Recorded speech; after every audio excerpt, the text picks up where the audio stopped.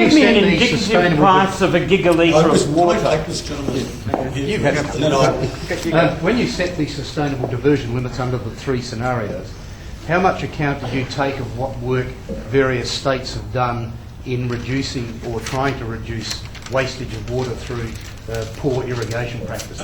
Very importantly, we would expect that, if I can come back to that question that was asked to me from the front, we would expect that state governments in responding to this will actually point to works and measures that they are undertaking at present that they believe that would reduce those numbers, and quite clearly we will be addressing that, and that's part of the consultation process. The important issue about those measures that you described is they clearly have to be documented, and the contribution they're making to the environment clearly needs to be identified as well. Can you give me just an indicative sense of what a gigalitre of water costs in market terms? Obviously it goes up and down and varies where, but I'm just trying to get some kind of notion of the scale. This moves around depending on what the quality of the water and the right is, but I'll get Rob Freeman just to make a brief comment on that. $2 billion. Yeah, I was interested in a... You said it earlier. Could you stay up and... The round terms do it as a billion, 1,000 gigalitres, so 2 billion. Yeah. 2,000, 2 billion, 3,000, 3 billion. But it's not as easy as that. So I'm just saying that's ballpark. And it moves up and down, what, 10, 20% or...? Well, depending on water scarcity and depending on circumstances, it can move more than that. But you're talking about introducing new water trading rules. When will regional communities get details of that? The water trading rules both are outlined in terms of our document, but importantly are based on reports that have been produced by the Australian Competition Council, and they've been produced on an ongoing basis and are in the public arena over the past 12 months. So the basis on which trading rules should take place has been a very public issue for quite some time. There's certainly some refinements in terms of what I call technical detail, but not about how the water will be traded. You said that in the report some of the estimates were could be very modest. $1.1 billion of agricultural production. Do you think it might be a lot higher than that? What I think is going to need to be done is experts in the field are going to need to move beyond just general equilibrium models and need to work on more specific models that relate to these regions, and we're drawing that out very importantly. If I could just deal with that issue. When we look at the large broad economic modelling in Australia, we often assume that industries are in close proximity to each other. Capital and labour is able to freely move from one industry to another. All of those sorts of assumptions are, of course, much more tested in remote, rural and regional communities that are solely dependent on irrigation and for which alternative enterprises are not available for either capital or labour to move to them. So we actually think there's got to be more careful analytical data undertaken. We're not an expert group. As I said, the Murray-Darling Basin is set up to manage the environmental aspects that are laid down in the Water Act. We're going out of our way to draw out that issue of economic and social issues and also to encourage more work in that. The regions where you recommended the biggest cuts, and you mentioned Murrumbidgee and the Goulburn areas, was that largely because you think that there's too much irrigation in those areas, or was it that the environment was suffering because of the drought, or was it a combination? No, it's a very good question you're asking. Ultimately, we're asked to, how do we bring back enough water to meet the water requirements of key ecosystems, key environmental assets, maintain and restore. So that's what the Parliament prescribes, so they're the steps. In practical terms, those increased volumes of water are only able to come from areas where we've already, as a nation, got large volumes of water being used for human purposes.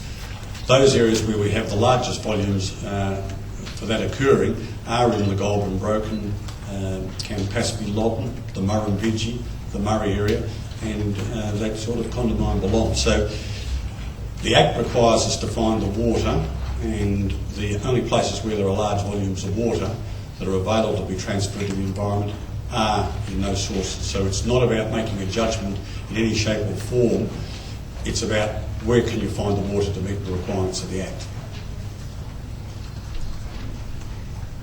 The 3,000, 4,000 gigalitres, the report what he's talking about. It's not, you can't say the government needs to buy back that amount of water, can you? There's other ways that water can be delivered to the system. Is that right? Certainly. Better I mean, irrigation and- look, the important issue is that purchasing water is obviously a key issue, and the Commonwealth Government has been doing that.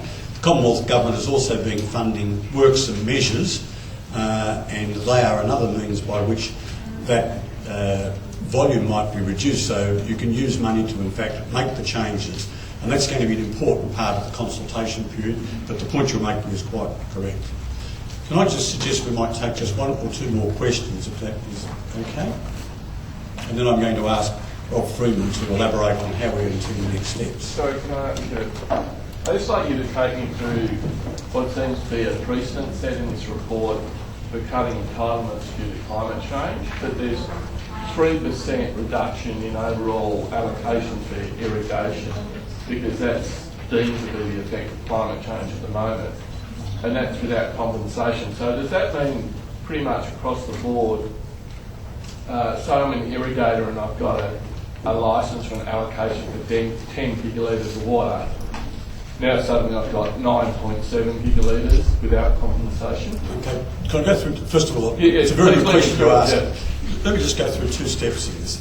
The Act actually requires us legally to determine what's the amount that we would say is due to climate change in terms of the first period of the Act's operation.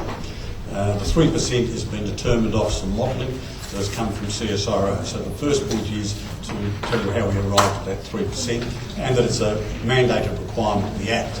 The second part is the Act also requires us to make judgments about in how we would reduce the amount available to irrigators. So very properly, how much is due to new knowledge, and we've determined at this point in time there is no new knowledge. The Act was based on, and what we've made our decisions is on what we knew when the Act was passed. And also the Act asked us to apportion, if you like, the responsibility for paying for some of this between the Commonwealth and the state. So we've determined that to be 100%.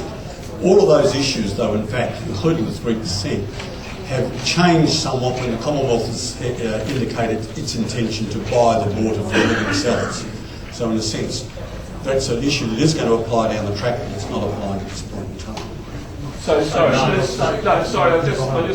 Can I just to pick up Barry's point, it's also 3% off the environment as well. So it is actually picking that up. Yeah, but there's no compensation for that? No. So if in 20 years' time the science tells us that climate change has taken 20%, means there's 20% less water in the basin than it historically, then the precedent is set for both the environment and irrigators to have another, say, if the number is 20%, to have their licences, their allocations cut by 20% without compensation.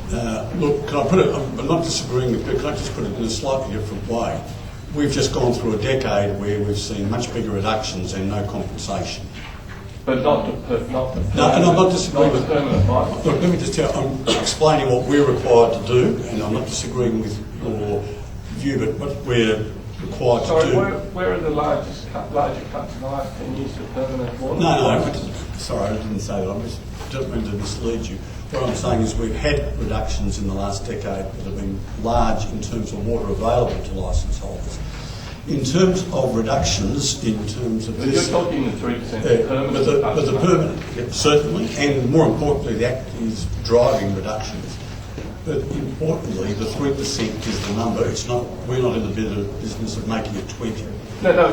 And what period is it locked in for? So the 2030 period. The 2030. Okay.